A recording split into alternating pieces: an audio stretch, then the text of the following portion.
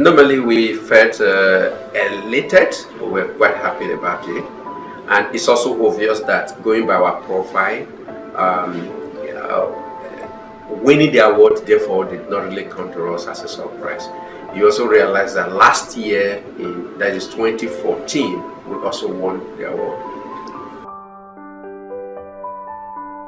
Agusto and Co. report was simply an industrial report, which highlighted the position of most institutions and few other things that are critical to the microfinance industry in Nigeria. That will account for 24% in terms of loan assets. Again, is not surprising when you look at the fact that we are a dominant microfinance bank in Nigeria with long history and with excellent systems and superior performance. The first thing I always want to highlight is the fact that we've been here for a long time as a non-profit in the first few years.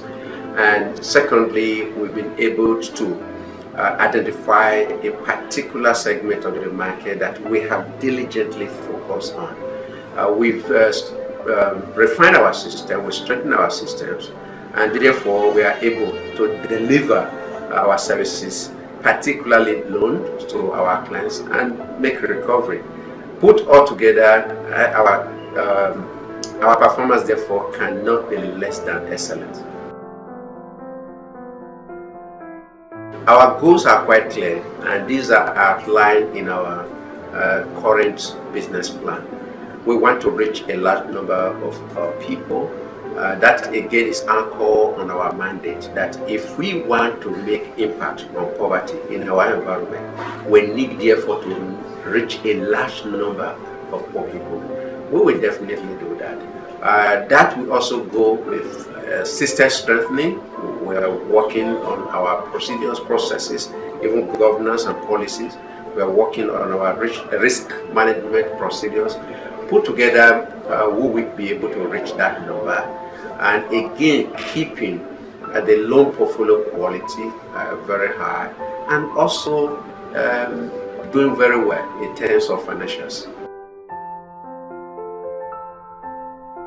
That is quite a very unique partnership where two great brands, that is MTN and LAPO, coming together to ensure that we are able to deliver affordable credit to their retailers. And realize also that they have a very huge network in terms of the numbers of retailers they have across the country.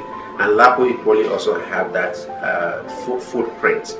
Therefore, we hope that coming together, we should be able to provide affordable credit to this large number of persons who are their retailers. And also, it presents some form of business case for LAPO. Thank you so much. I think here it is quite critical.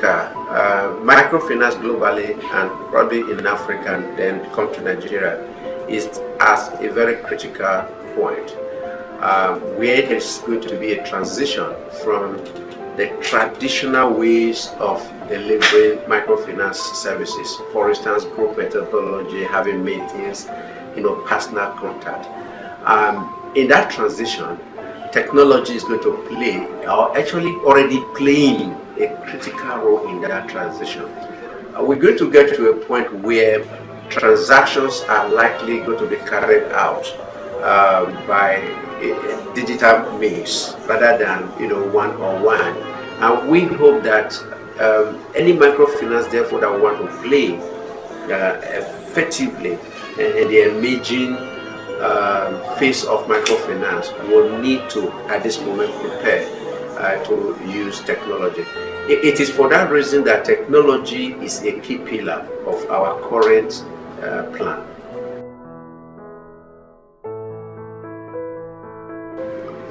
It is not really the typical CSRO thing. For us, it's within the framework of our social empowerment.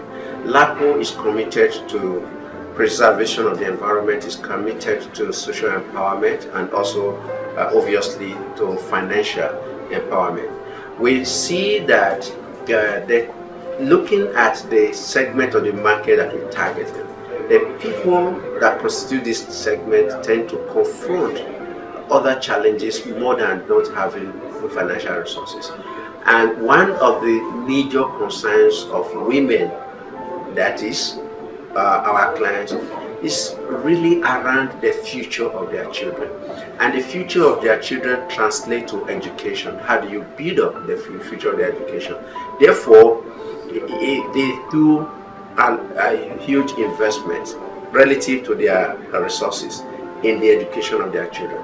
And we felt that there is need for us to support that initiative to enable them to realize the aspiration of building a better future for their children.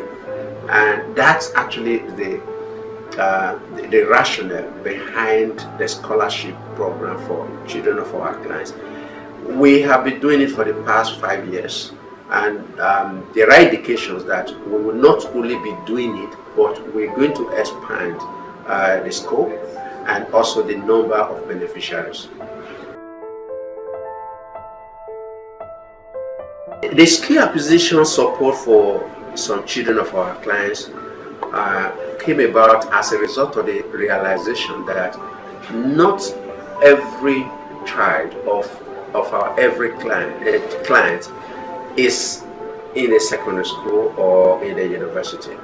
For one reason or the other, some of them are engaged in acquisition of skills that would enhance their lives. And we realize, therefore, that if we solely concentrate on provision of scholarship award, we may also be addressing a half of our segment.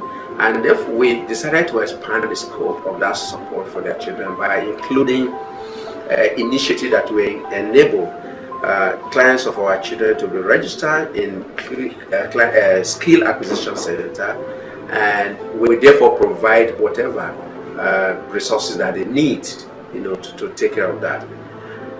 Again, I would not want to say that it's all about corporate social responsibility. It's actually a part of what we are doing. It's a part of our program. It's within the mainstream of our program that we must support our clients beyond the provision of finance. I think it's around the whole concept of social entrepreneurship. Looking around and identifying challenges, and therefore, prioritize those challenges.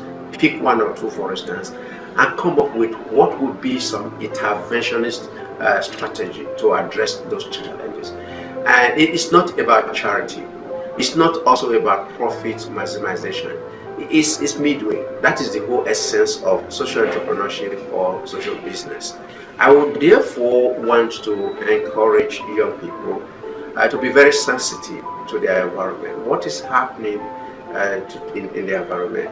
What is happening, for instance, to the physical environment, for instance? What is happening to in their social environment? What is the situation of the people, particularly people at the bottom end of the society? And if you do that, obviously you're likely to detect some areas that you can intervene. But I want to sound a note of warning. Acting at that level does not necessarily bring instant impact or benefit, if you like. It is not about a 100-meter race. It is about marathon.